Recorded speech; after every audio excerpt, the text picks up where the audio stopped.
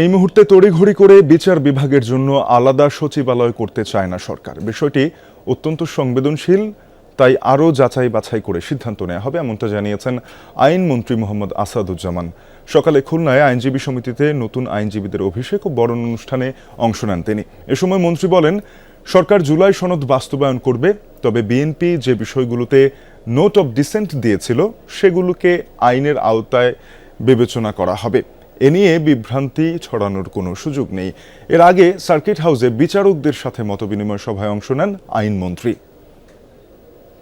বিচার বিভাগের পৃথক সচিবালয় হবে কি হবে না এই প্রশ্ন, এই দ্বিধা, এই শঙ্কা আপনাদের সামনে এসেছে। এ বিষয়ে আমরা দ্ব্যর্থহীনভাবে বলেছি, আমরা তড়িঘড়ি করে কোনো কিছু করতে চাই না। আমরা আবার পৃথক সচিবালয়ের স্কিম নিয়ে হাজির হব।